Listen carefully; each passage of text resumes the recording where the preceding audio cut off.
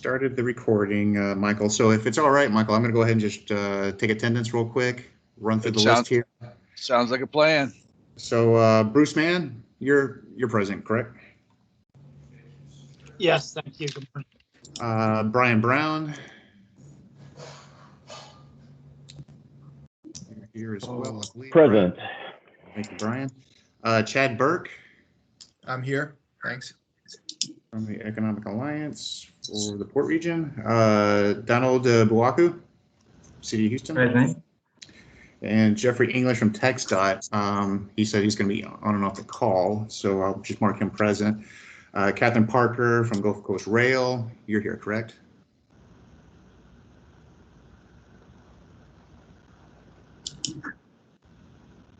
Yes, I'm here.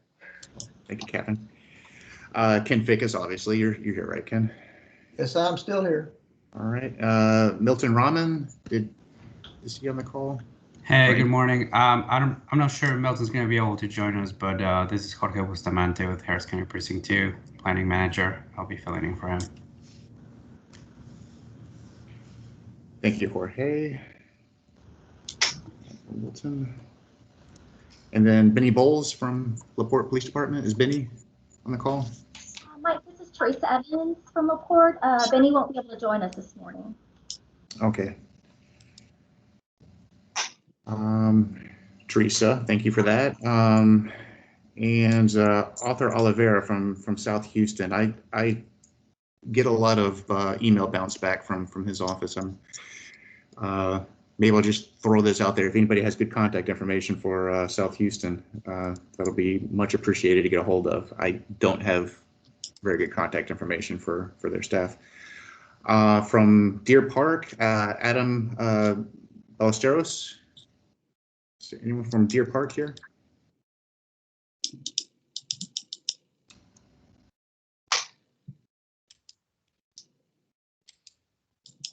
No one from Deer Park. Okay. Pasadena, Sarah Benavides. I'm here. Hey, Sarah. Thanks for coming. Hello. And the alternates we have Queen. You're here on the call, correct? Right? Yes. Good morning, Mike. Welcome. And Lloyd Smith. You see. So Brian, he's your alternate, so he's not here. And then Melissa. Correct. Donald, is Melissa going to be on the call, or you're? Hi, I'm here. Oh, hey, Melissa. All right.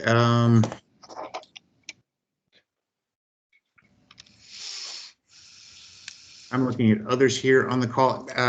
Michael, I'm having second thoughts and running through the whole list here since a lot of them are HGAC staff. So I'll just say that that's our steering committee present.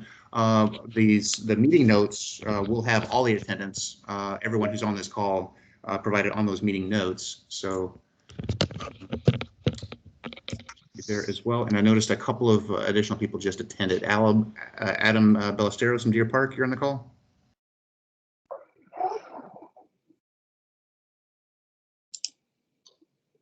Adam, you're here, right? He's muted. Okay. Yes, sir. Yes, sir. I'm here. Oh, very good. So we have representation from Deer Park. That's fantastic. And did I see someone from Flood Control? Was that Dina? Hi, Mike. Yeah, that's right. I've just joined. Thank you. Awesome. Good to have you. So I have a good attendance here. I think we're missing Milton from Precinct 2, but that's okay, and Benny's not here. So we'll go ahead and get started. I'll just let everybody know that this meeting is being recorded. I'll ask that you please keep your mics muted until you're recognized for comment. That keeps the background noise to a minimum. Please avoid sharing your screens. We have a PowerPoint here and some slides that we're going to be sharing with you all. So we wouldn't want to interrupt that, and we're recording the meeting, so you wouldn't want anything that you wouldn't want shared displayed in the recording. We ask that you please raise your hand to be recognized by either myself or one of the other members of the project team during those comment periods. And lastly, please state your name when you speak so that we can actually document the who the comment is associated with. So that all said, good morning and Happy New Year, everyone. I'm Mike Burns, Principal Planner with the Regional Planning Division of the Houston-Galveston Area Council. Also leading in today's meeting will be Michael Feeney of Kinley Horn. This is our second of a budgeted 10 steering committee meetings for the Southeast Harris County project. As mentioned in the first meeting, subregional studies are an important tool and process for understanding the nuances of a huge region. Recommendations from this effort will help inform HGAC decision makers of this area's transportation needs and deficiencies and guide the distribution of transportation funding in a manner that aligns with your needs, the region's goals, and accepted best practices and laws. Mike, let's transition to the second slide. And I'll note that today's program will involve a quick 1-minute comment from each of the steering committee members on what you all believe will define success, what you would define as your priorities, and what you believe are obstacles and opportunities for the study area. We will then discuss the vision and goals and how we will attempt to measure success using various metrics. Kinley Horn will summarize where we are with evaluating existing conditions and safety conditions to identify priority intersections and corridors of this study area. And then we want to hear from you all and get your input on this network screening and anything else you think is very important in this effort. Next, please. So now I'm going to read through our roster once again that we've taken attendance from and ask that each of you please provide your fellow members with what you believe success will look like. What are your priorities and the obstacles and opportunities in this area? And the first one on my list, and we're not really going in any real order here, mostly alphabetically, but let's start off with Bruce Mann. Bruce, from Port Houston's point of view, what do you consider to be success, your priorities and obstacles and opportunities? And again, I say 1 minute, but that's a general time frame to keep this all on schedule. So Bruce, did you want to share some comments with the group? Yeah, sure. No, thank you. No, I think, the biggest thing, obviously from the port perspective is to come up with a way to continue to move freight efficiently into and out of the region in conjunction or parallel with the TxDOT 225 study. So, our focus is really on that, as well as making sure that we keep an eye on the communities and what they need as we go forward in partnership to make the best plan for everyone involved. And I will just say this really quickly. I'm going to have to bail at 11 because I have a diversity committee meeting.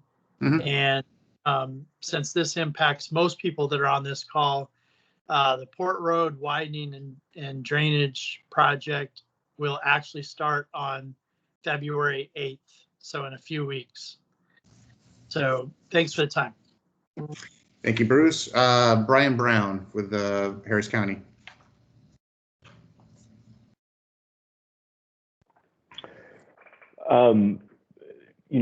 From the county's perspective, we're very interested in the study. Of course, one thing that I am curious to look at. I wasn't able to attend the first meeting. Lloyd gave me some notes. One thing that I was thinking about was that it would be nice to see what the safety, specifically in terms of crashes, look like on the local roads with the freeways turned off.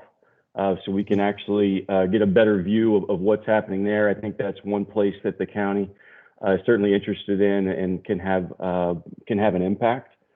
So that's something that we would like to consider. And the challenges are plenty over here, but from what I saw of the approach from the first task force, it looks good, and we're excited to be a part of it.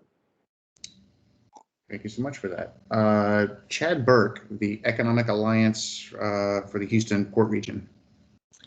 Sure, real briefly, I'll echo what Bruce said about moving freight and having this study parallel the TxDOT-Pell study. I do also want to emphasize that Pasadena, the city of Pasadena, and their Economic Development Corporation are doing some really good redevelopment work in the north side of Pasadena, which kind of falls literally right in the heart of this. Some road redevelopment and mall redevelopment as far as mixed use. So I'm trying to keep them informed of that as well and kind of make sure that we're connecting the dots with Pasadena because they've got some really good development plans for really in the heart of where this study will take place. So just keeping the cities engaged and kind of tracking with ideas and plans that they've got as well would be high on the priority list. Very good. Thank you for that, Chad. Donald, I'm gonna say this for I guess this is the part for you and Melissa from the city of Houston's perspective. Yeah, and hello everybody. So for us, in addition to the movement of freight and all other modes, we think multimodal connectivity and safety is a priority. In as much as we are moving freight, we'll be moving people as well, and other modes of traffic.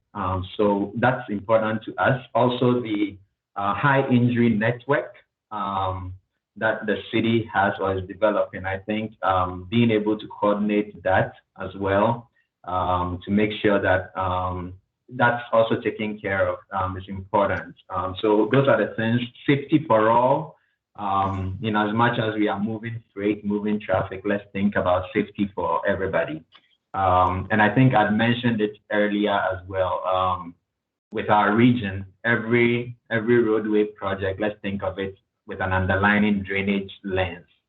So in all that we are doing as we are moving traffic and all that, let's see the effect, big picture effect on drainage as well. So those are important to us as a city.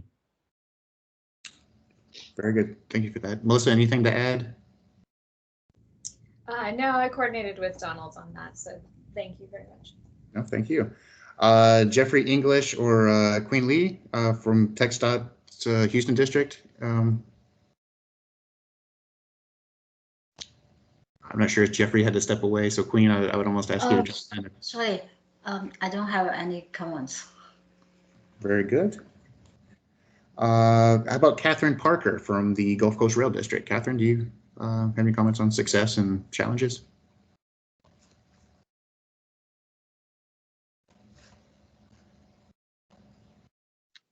Yes, thank you. Good morning. Success, I guess, for the rail district would be improved crash numbers at, of course, your intersections, which would affect, of course, the whole segment, but just improvement in those numbers. Also, exploring ways to improve freight movement, multimodal options, of course. Mm-hmm. And I think some of the challenges after looking at the numbers will be, of course, getting people out of their vehicles for those that are driver centered. And some of the challenges, of course, will be including our vulnerable populations in the area. So all of those things are important to the Gulf Coast. You're exactly right. Thank you for that. Ken Fickus from Harris County Transit. Look, we're just looking for better mobility options in the region over there. And mm-hmm. I travel through there frequently and use 225 quite a bit. So I have an interest in making sure that it's got good mobility on that as well. Okay. And I participated on the previous study with Pasadena for their north side. And I'm really excited about what they're doing over there. Sure. Can I press you a little bit in what you see as challenges? I'm sorry? Can I press you a little bit and ask you what you see as challenges to providing the mobility? Well, we think we need more transit out there, but we're kind of limited on that option. So we do have service in LaPorte, and we have connectivity through LaPorte to Gulfgate Mall. Okay. So we can connect with Metro. Gotcha. Okay. Then I have the precinct 2 from Harris County, Milton Raymond, but I believe he's away. Was there anybody else that jumped in on the call from precinct 2 of Harris Hi, County? Mike. Yes, this is Jorge Bustamante. Oh, yeah. Good morning, everyone. Yeah, I'll just add, I'll just second everyone's comments on safety. I think safety is paramount in everyone's lives, and so as the city has already published their Vision Zero action plan, and the counties getting ready to publish that one as well, I think it's very important for us to look at all these corridors in the study through that lens, not only in terms of improving safety, but really getting us to zero traffic fatalities. I think that would be the ultimate goal everywhere. And so thinking about safe corridors for all modes of transportation, thinking about the local communities, and balancing the needs for transportation with the needs for the local residents would be very important as well. Thank you for that. And sorry, I forgot that you're representing precinct 2. Yeah, you're good. Thank you for adding that. Teresa from LaPorte, you're going to speak on behalf of LaPorte, I guess for the police department as well, correct? Yes. Good morning. So priorities and challenges. You should already have access to our crash data. So we have looked at the redesign and have realized the implementation of some of those changes with bigger lights and turn lanes on Fairmont and some areas of Spencer. So we're still waiting to see the results of that. It does look like some of those problem areas have been addressed, or at least the crashes, incidents are less than they were before, prior to those redesigns of those intersections. But challenges and what would look like success in the city of LaPorte would be anything that addresses or alleviates the truck traffic. So traffic management, especially at the intersection of Fairmont and 146. So what I'm seeing right now, we have rerouted hazmat down to Wharton Weems, but we still have truck traffic exiting 146 southbound, turning west on Fairmont, and that's backing up into 146 and really kind of locking down that intersection, which is also the location of the Kroger. So you have a lot of residents that come through that area and they're rubbernecking with the trucks. I believe there has been some conversations about maybe doing a flyover eventually at some point from 146 connecting Beltway 8. Maybe that's too far off in the future. In the meantime, maybe we could look at double lanes coming off of the 146 feeder going westbound on Fairmont, maybe to help that intersection. Another option would be to reroute truck traffic maybe down Wharton Weems, like we have the hazmat traffic, and then bring them up north on South 16th Street, but then we'd be looking at double lanes on South 6th Street to try to get them west on Fairmont. So that's kind of where the bottleneck is, and kind of what we're dealing with right now, and what we hear from a lot of residents that are concerned about the truck traffic through the area. So that's all I have. No, that's quite a bit. Very, very helpful. Thank you for sharing that. So let's see, we don't have South Houston here. How about Deer Park? Adam Ballesteros. Success, challenges, opportunities? Hi, good morning, everyone. So some of the things in the past, we looked at maybe some smart signals. We've just done a synchronization on East Boulevard.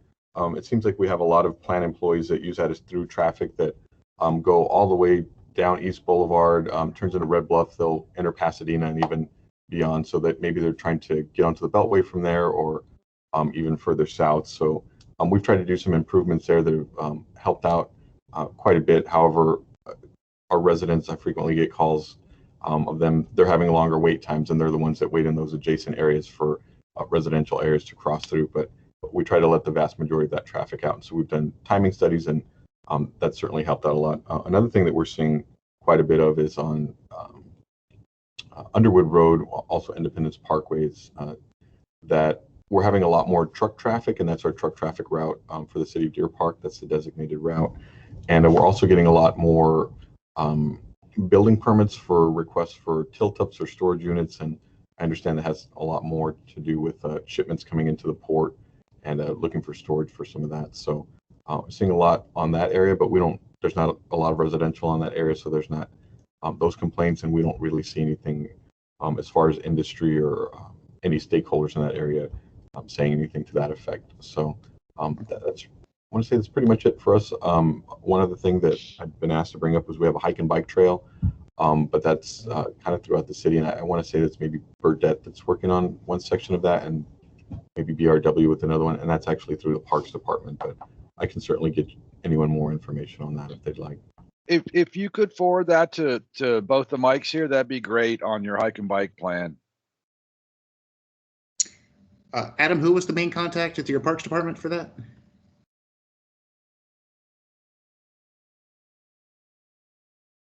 Adam, I think you're muted. Did you say a name of someone from your Parks Department that you wanted?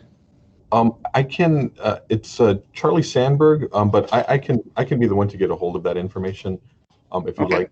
We have some. I want to say some AutoCAD maps and then just some general overlays on an aerial. If you like those things, I can certainly send them to you. Absolutely. Hey Adam, this is Jorge Bustamante. I would love to check in with you offline as well on our trails map. Okay, that sounds wonderful. I'll put my email address here in the comments. Great. Thank you. Very good. Thank you for that, Adam. And then Sarah Benavides from Pasadena. Hi, good morning. So Pasadena is a little interesting in that we have different needs when it comes to transportation traffic on each side of our city. So on the south end of town, of course, we have Bayport and 146 and Red Bluff, which for us is becoming a huge development area for a lot of these distribution warehouse type facilities going in, which is definitely increasing a lot of the truck traffic in the area. I think along Red Bluff, what would benefit this area would be maybe some additional turnarounds, some additional acceleration, deceleration for these trucks. If they're able to turn around on Red Bluff and get to 146 to get to 225 and where they're trying to go, that would probably facilitate a lot of that truck traffic coming through there. But on the north side, we are working on a huge redevelopment right now and trying to incorporate what we have in the mall area, turning that into, kind of a work, live, play area where we have additional residential improvements, where we're going to have additional shops, restaurants, things like that. So that, along with some improvements we're making on Pasadena Boulevard and even some improvements on Shaver and Main, which will go from one-way streets to two-way, are going to change some of the traffic in our area. So how that incorporates with State Highway 225 will be a big thing for us as we're looking at our redevelopment.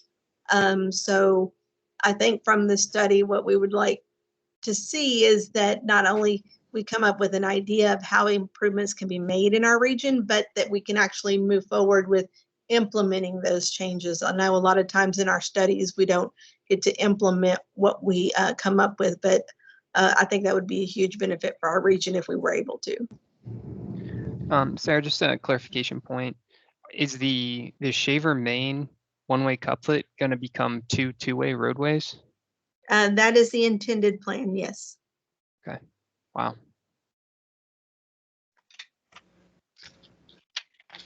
Okay.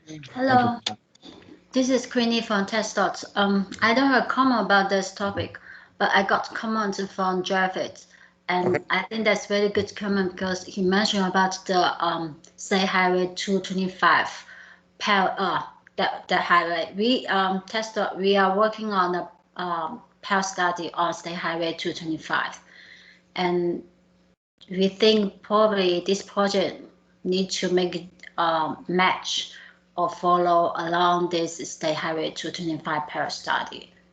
Yeah, but the project parallel study is still ongoing project, probably, so if I don't get any information about that, just keep in mind, yeah, there's a parallel study there. Okay. That's good to know. I mean, I guess all these flows, they need to marry where our study area cutoffs are, right? So it's a good thing to catch.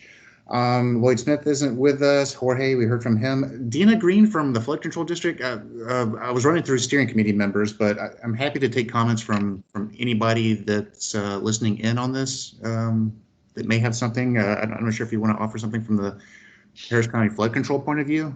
Sure. I would just say, as you start getting into your study and evaluating conditions, if you find that drainage is a big impact on mobility, or you start recommending projects where you think you're going to need to provide a lot of drainage improvements or infrastructure, I would encourage the group to see, to reach out to the other communities involved here and see if there's a way we could pursue some regional drainage infrastructure together. I know a lot of times, when you get in and work on those types of projects along these major thoroughfares, there can be a good opportunities for some of the adjacent neighborhoods and maybe more local and collector roads to have drainage improvements incorporated as well.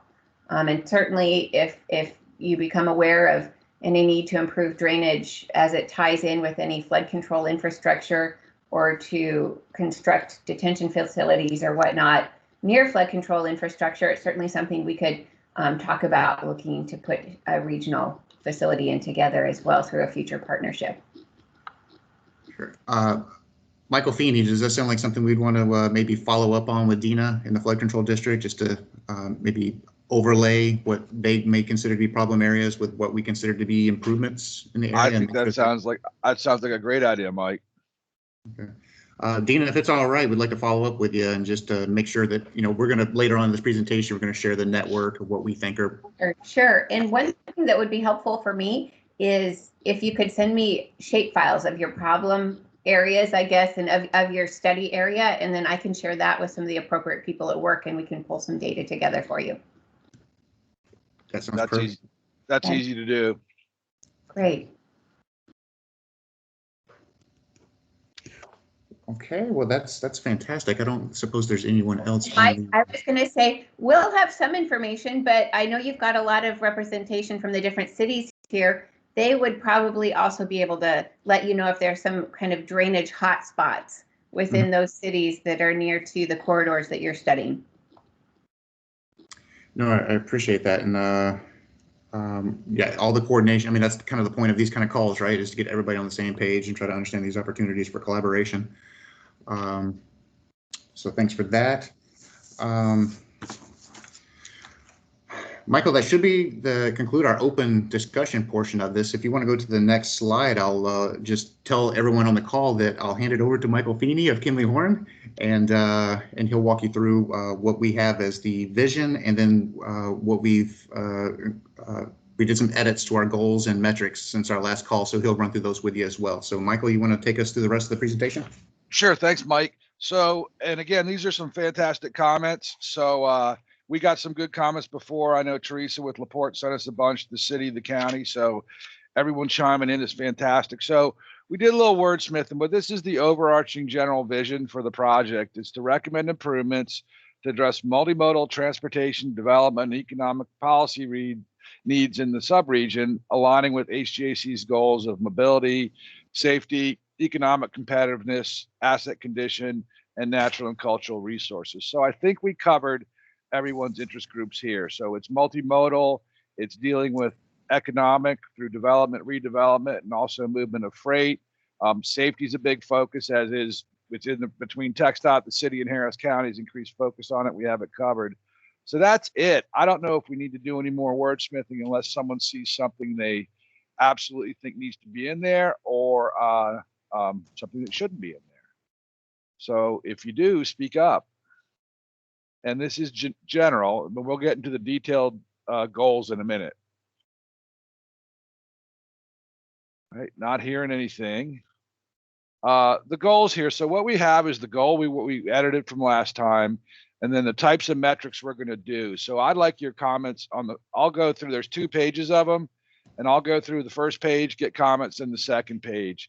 And then, and we've talked about the types of metrics we're going to use to measure progress towards the goal. So there's 2 mobility goals, and the first one is really a multimodal goal. It's to expand and accommodate all roadway users by incorporating complete street principles as context appropriate. So where complete streets make sense, we'll do them. It may not make as much sense right in an industrial area, but all roadway users means vehicles, trucks. It also means bicycles. It means pedestrians. And I think we've got it covered from the average daily user to the freight. So, and then we'll look at the network connectivity. We'll look at gaps that are in there, especially for the bike and ped network. And we'll look at the type of cross sections we may be recommending. The second one is more of a traffic engineering mobility goal. It's to increase operational efficiency and reliability on major intersections and roadway corridors. And we'll use things like level of service, delay, travel time, volume to capacity ratios. So the first one's a little more planning level. The second one's a little more traffic engineering level. Does anyone have any comments on the mobility goals or the metrics we might use to measure those? I'll jump in. This is Jorge, Harris County Precinct 2. Level of service, are y'all looking at just automobile level of service, or there's the newer version that's the multimodal level of service? We haven't decided that yet, but if we get the data that shows us there's enough pedestrians in that corridor, for example, we'll look at multimodal level of service. Okay, I think my understanding was that the multimodal level of service can be calculated sort of independent of pedestrian counts or whatnot, but I would encourage y'all to use that standard. Okay. All right. Barring any other comments on the safety goal, as a lot of people here, Becca, we want to improve safety on the high energy network. So the solutions we come up with will be able to predict changes to the crash rates, number of conflict points. So I think that one's pretty straightforward, and safety is one of the key focuses of this study. Economic, there's 2 economic goals. One is to provide mobility options for residents and visitors. And that's really in terms of connectivity across all modes, the types of cross sections done. From some of the improvements we're recommending maybe on corridors, we can derive an economic impact from that in terms of the benefit of a better corridor, and maybe even look at broadband access within the study area, because a lot of people are using their phones or their home computer or tablet to use some of the travel tools out there, whether just checking TransStar for congestion or booking a ride through Uber or Lyft, or looking at metro arrival times. And so we have a sub-consultant on board, Hawes Hill, Tony Allender, who is going to help us with the economic part. Tony, do you have anything to add to those metrics? Yeah, actually, I think they're well stated. You've got more of a microeconomic approach, one that is looking more towards what the cities are interested in, et cetera. In the first economic goal, and the second one is just a slightly more macroeconomic, connecting to employment centers and making sure your truck travel time, et cetera, as Mike was saying, works. So we'll be looking at both scales as part of the process, and as Jorge asked, we'll be looking at connectivity at a variety of levels as it relates to the economic side. Thanks, Tony. And the second goal is, increase truck and freight travel time reliability on the network. And you can look at that in terms of travel time, delays, number of stops. So does anyone have any comments on the economic or safety goals and metrics that we have in here? I think, what you put in mobility, context appropriate is important.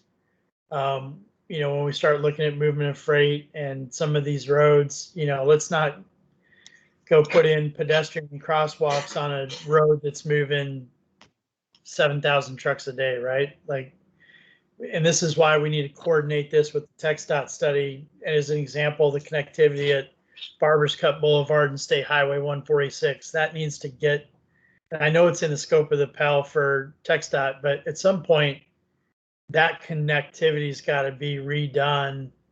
So we're not stopping all the trucks in and out of Barbers Cut. You know, and I don't see the second page, but if emissions and air quality isn't on the second page, it needs to be in here somewhere. We've got it right down here on the second page. You jumped ahead of me in natural and cultural resources. Okay, great. Yep. So anyone else? And I agree with you. In the context sensitive is the port's a different animal, and some of the industrial areas are a different animal. We will want to look at worker flows to them. So sometimes that requires some pads to plants and things like that. But yep, we hear you loud and clear on that. Any other comments on this first page of goals and metrics? Okay, the second one. Sorry, Michael. Go ahead. To comment. Yeah, just on the safety piece. I'm wondering if it's worth having a conversation about again Vision Zero. Both the city of Houston and now the county are establishing Vision Zero action plans. And so I can see how the high injury network is sort of coming out of it, but I'm wondering if it's not strong enough just to say improve safety on the high injury network. I mean, we can improve safety everywhere, one, and two, I think if we're talking about goals, I think the goals should align with Vision Zero, which again is no fatalities on our roads. Well, I can put that in there if you'd like. I mean, implement Vision Zero goals, practices, things like that. Would that work for you? Yeah. I think that'd be great. As long as we reference it, that would be appropriate. So, yeah, Thank you. I can do that, and that's not a problem. And you'll see a little more about safety here in a few slides, okay, about what we're going to look at. So I think it will make you happy on that one, or everyone happy. Thanks. Yeah, everyone wants to be safe. So maintenance, achieving a state of good repair for assets. I think we're going to look at the pavement sections on some of the major truck and freight movement routes. If you have trucks on a route, a lot of easels on a certain route, it probably needs a beefier pavement section. We'll look at the condition from the road logs and look at funding and policy to make sure that we're keeping the roads from getting beat up, especially on the freight movement ones. A beefier pavement section can go a long way and add years to the service life. And years ago, I was involved in reconstructing Barbers Cut Boulevard, and we put in a very beefy pavement section that made the truckers happy. Again, on maintenance, on resiliency and stormwater capacity, we're going to look at the pavement section, the cross sections, truck routes, and then best practices in terms of resiliency and drainage out there. This isn't a drainage study, but as Dina mentioned, we can look at coordination with the communities and see where the hot spots are, and talk to the flood control about them for maybe some joint projects. And then natural cultural resources, it's reducing transportation emissions and air quality. So it's emissions, delays, stops. And then on maybe more on the cultural resources side, well, natural too, but minimizing impacts requiring mitigation. So we want to look at any improvements to make sure if we're taking right away, we're not unduly impacting a natural resource or a cultural site perhaps. And then for parks and cultural sites, looking at the access to those facilities to make sure they have good access from an operational point of view, and also that it's safe. You may get more people on foot visiting a cultural resource, for example. So this would be the second page of goals. Does anyone have any comments on these?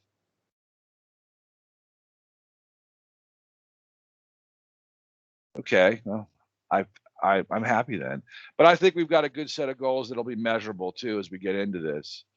Now we're going to talk about really what's kind of the crux of the matter. This meeting in one way is the network screening. We need to define what we're studying, and we're going to go through our estimate at it, and then ask for some comments from you in a couple forms on during the discussion here, and then also by February 5th, print out these maps and and give us your comments on what you would like studied. And Peyton Ahrens from Kimley Horn is going to go through the corridor mobility, where we identified 25 high congestion corridors to look at. Same for intersections. We're going to look at 100 intersections. And then on safety, we're looking at 25 miles of high crash segments and 50 high crash intersections. So he's going to walk you through what we've come up with as our estimate of it. And we realized, based on some of your comments and your detailed local knowledge, we may be mitigating this. So Peyton? Thanks, Mike. Like Mike said, not everything can be, the entire study area can't be studied in detail. So we go through this network screening process to identify the focus areas, what we're calling the priority network. So from a mobility standpoint, to identify corridors, we looked at the functional classification of all the roadways in the study area. And we are choosing to focus on arterials for mobility purposes. And this is off-system arterials. So there's 25 segments that we're choosing to study here. The only arterial that's not included is the southern part of State Highway 3 because it's an on-system road. For studying these corridors, we'll look at the cross-section, where cross-section improvements can be made, and then also the capacities along the corridor where that can be improved. What I'd like to hear from you is if there's one corridor that we're missing, or if there's a major collector you think should be studied. Most of the freeways, so 225 and I-45, are being covered by the Pell, and then Beltway 8 and 146 being state facilities get a lot of attention from TxDOT. So we are, that's why we're focusing on off-system roads. Is there any roadway that you think doesn't need to be studied, or like I said, a major collector, another roadway that we're missing? Hello, this is Teresa from LaPorte. You haven't included that section of Fairmont that's from 146 to Canada. That doesn't seem to be highlighted. 146 to Canada. We will study all of Fairmont Parkway. Okay, thank you. Yeah. So it may just not look like it's highlighted. So there's a gray highlight beneath the study corridors, and it kind of overlaps with the district with our study area boundary. But we'll study all of Fairmont Parkway. Yeah, and Mike should have sent this to you, this presentation. If you want to, we realize you're not going to be able to pick everything out today, but by a week from Friday, if you could print it out and get it back to Mike on, hey, I'd like you to study this, and this is why. Same for the intersections we're going to go through here in a minute. So, but yeah, we've got Fairmont end to end on there. So we'll study that, Teresa. Yeah, my apologies. I see it's the gray highlight, the priority corridor. Yeah. I was looking at the red and the blue. Well, it's a lot to look at on your screen, and that's why, you know, y'all can print it out and mark it up or email comments to Mike. And you know, I think you should study this because boom. And then 225 and 45, as Peyton said, are being studied by the Pels. Yeah, this is Bruce, man. I think the only, you know, and I think I mentioned this earlier, and it's outside of the scope of this study, but I think it leaves a road incomplete, which is Red Bluff. You know, it was referenced earlier. There's a lot of industrial growth that's happening in this region, and a lot of it is taking place kind of just south of the study area, and it's, you know, the connectivity from Red Bluff all the way through to 146 and up Old State Highway 146 up to Port Road. It's not in the scope of this, but it kind of leaves that whole Red Bluff corridor incomplete.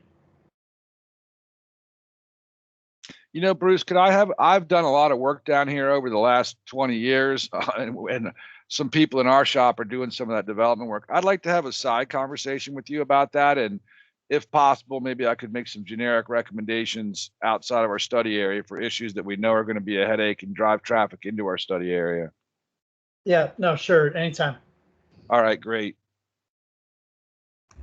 And you probably want to loop in precinct 2 because it's their area.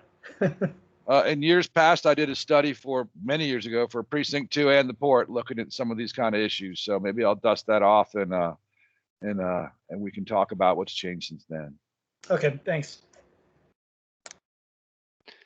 All right, Mike, you want to look at intersections next? Yeah. And again, we're going to go through 4 maps. You can print them out if you know, and mark them up and get your comments back to Mike. So Peyton, you want to go ahead and highlight what the priority intersections are in terms of the graphically?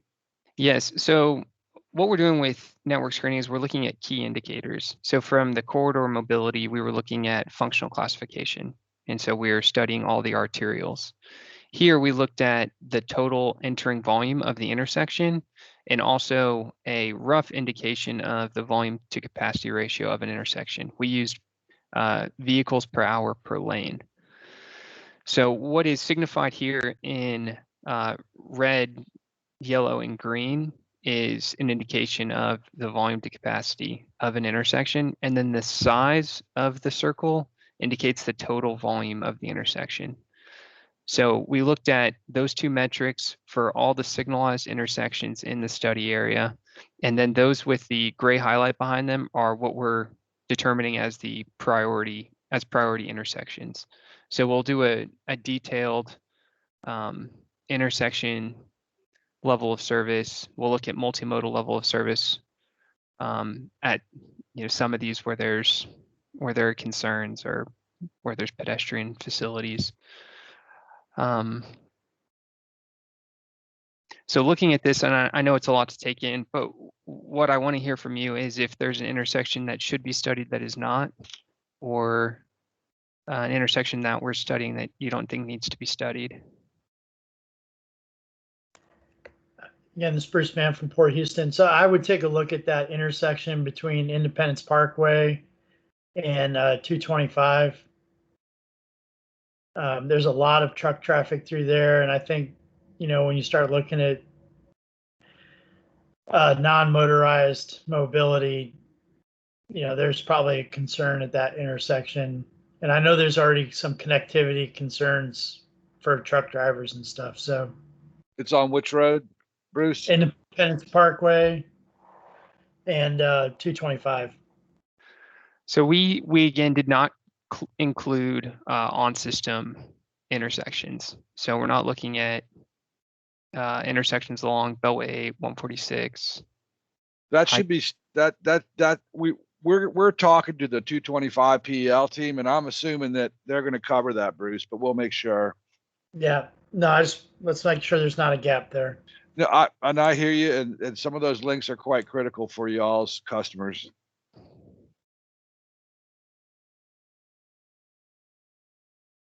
And I'm guessing you got a call or two about that intersection since you pipe right up. So. Yeah, exactly. Thanks. All right, barring any other comments, we're going to delve into safety. Yeah, so in addition to mobility, we're looking at safety, and we're also identifying a priority safety network. And this is a heat map showing crashes in the study area. And what you'll see is there are these red corridors. It's about 33 miles of what we're calling high crash segments that we intend to study.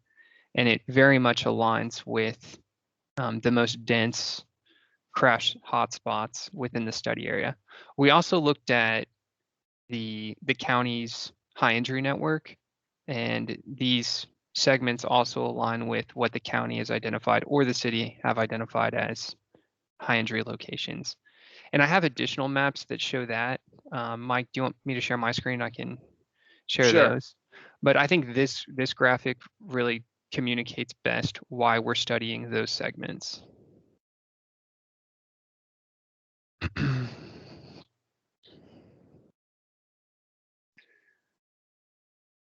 need to blow that up, Peyton, as big as you can. So these are segments. The county split all the roadways in the county into quarter-mile segments, And then they looked at a few indicators to identify what they're calling the high injury network. So these are the high injury networks, the high injury network segments within our study area. And then what you'll see is the high injury segments are shown in orange, and then the red lines are what we are choosing to study as part of this project. We also did a high intensity crash segment analysis, and that looked primarily at the total number of crashes. Just like the heat map, that's a function of the number of crashes, but doesn't take into account severity or mode, whereas the high injury network does. So this map is kind of a blending of those two things. But again, I think the heat map is the best indicator for why we should study these segments. So Peyton, just make sure everyone's clear. The roadway segments you've highlighted in red are what you're proposing we study from a corridor-wide viewpoint. Correct. Okay. So when you're looking at and this is in the PowerPoint, I'm going to go back to sharing my screen, Peyton.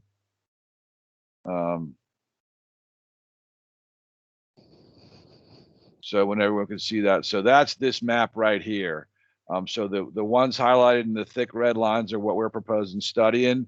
If you think it needs to be something else, I mean, and we realize you're going to go back and maybe talk to some other folks in your work with, and give us comments and just say, hey, I think you should study this for this reason. So again, this is what we're proposing, and we're waiting for your comments on it. Does anyone have any quick comments on that network?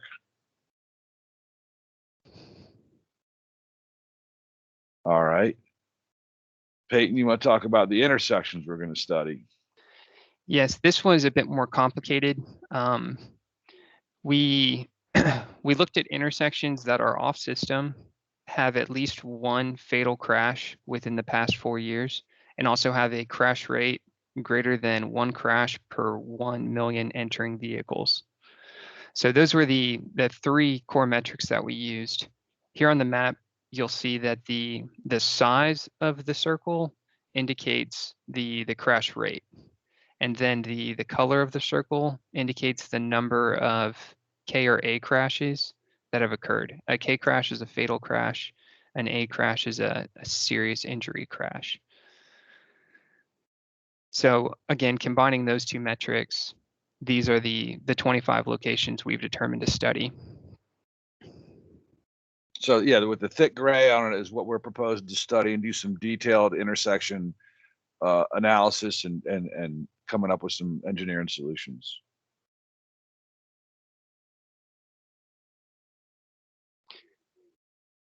Does anyone have any quick comments on this? One question. You said off system at least 1 fatal crash, and then greater than. I didn't get that second one. Greater than 1 fatal or serious injury crash in the past 4 years. And then also over the past 4 years, a crash rate. So this is a total crash rate greater than 1 crash per 1 million entering vehicles. So that takes into account the volume on the roadway. Okay. So that way, if you look at crash rate, that way you're not just studying the major intersections. So you'll see that there are a few smaller circles that may be a darker color, and that means there's a lower crash rate, but there is a high number of serious injury crashes. Okay. Thank you. No, that's a good question. And again, we know this is something y'all are going to go back and print out and pour over with maybe some of your peers in your offices Michael and Peyton, this is just a quick suggestion, but for these maps and maybe any of the other maps that we are using in the project going forward, is there a way to kind of ghost in jurisdiction boundaries in the background, kind of to overlap the study area over jurisdiction boundaries so that we can, at a glance, maybe know which which jurisdiction, what is in, or which city we are looking at. So just, even if it's just one map that captures that, I think that will help, especially for those who are not very familiar with the area and how the various jurisdictions overlap with the study area. You know, we can do that, and maybe what we'll do is, like, we'd have this map just like it is now, and we'd have a second one where we click on the layer that would show the city boundaries for Houston, Pasadena, LaPorte, Deer Park, etc., and the county boundary as well. Yeah, on future stuff, sure, that's easy. Okay. And Mike Burns can probably elaborate on this more, but the goal is to have an interactive map for the project that would have these layers that you can toggle, and will also have the data that's shown here in a form where you can zoom in and pan, zoom however you see fit, and look at the study intersections and then the other intersections we're not studying.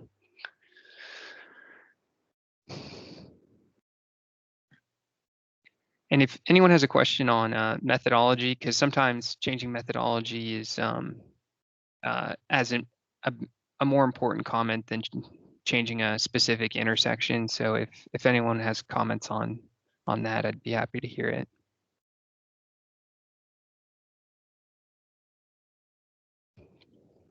And I realized if I toggle between these four maps, it's a lot of information to absorb and think about. So that's why we'd like, and we'll talk about it in the next steps.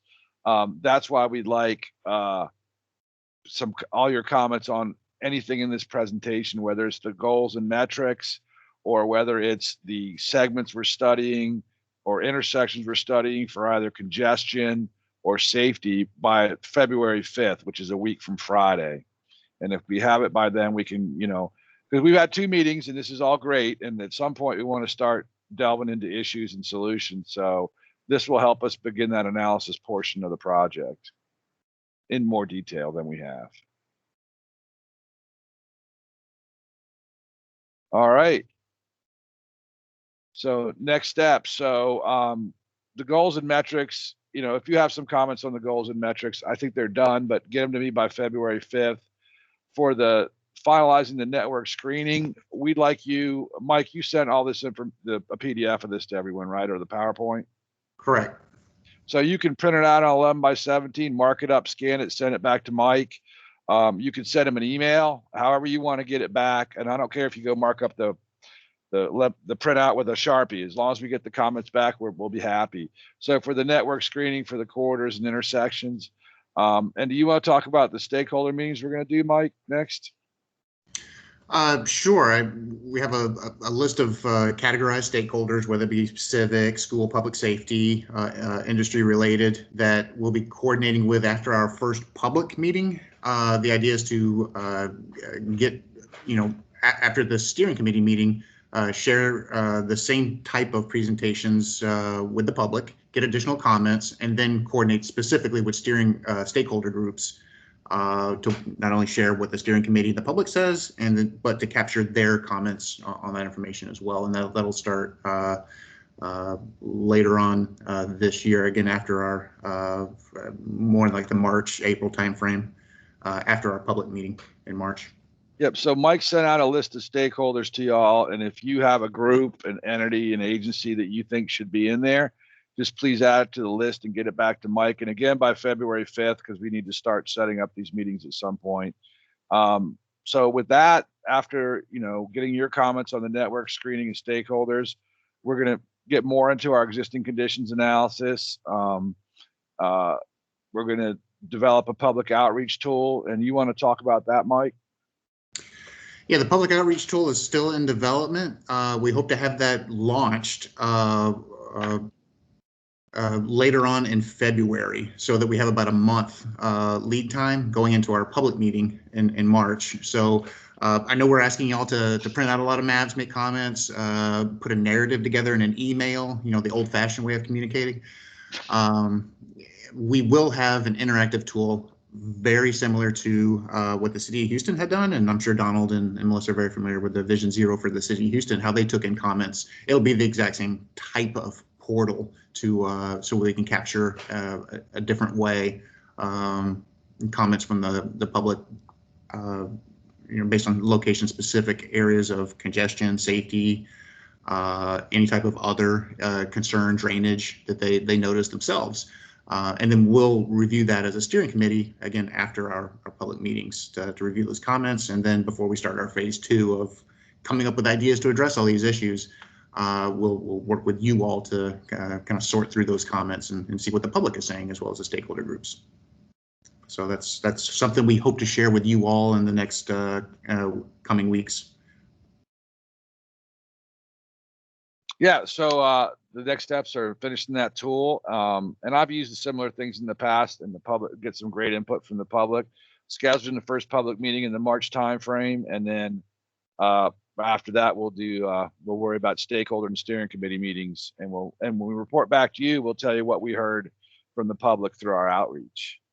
So there's a h-gac.com/go/Southeast Harris will take you to the project website, and we're always updating it. And Mike and Allie from HGAC are the prime contacts for exchanging information, and they'll make sure I get whatever you send in. So again, comments on the maps we just went through for safety and mobility for intersections and corridors. We need those back by a week from Friday, and your comments on the stakeholder. And some of you have provided a lot of information already, and we very much appreciate that. And these were some good and direct comments we heard today on a couple issues. So it makes the study a lot better when we get direct comments like that. So thank you all for doing that.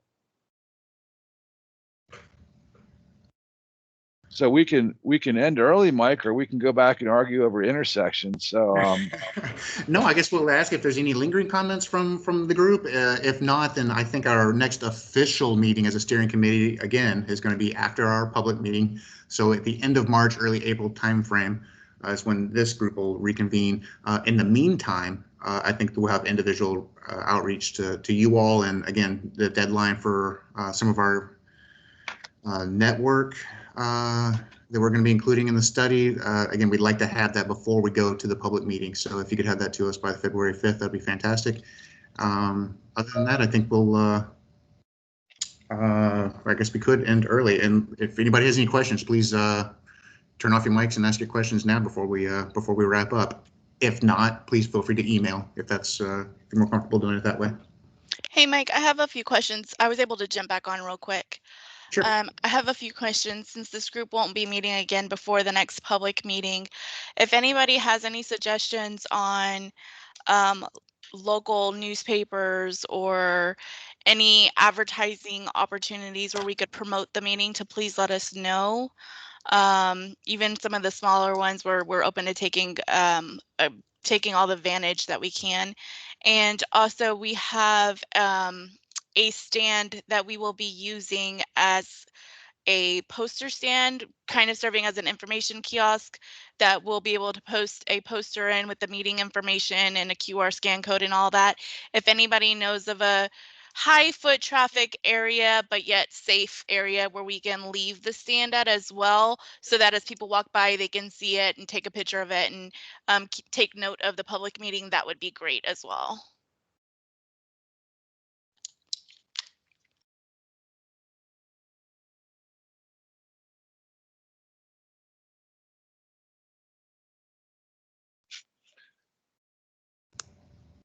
Thank you for that, Francis. If I get any suggestions from folks, again, feel free to email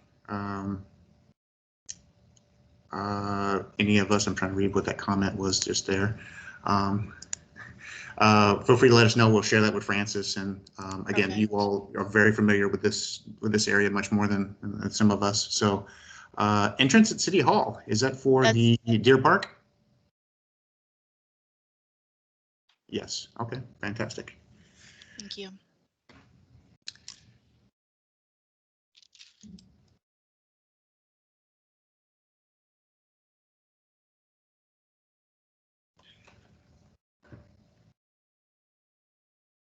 All right.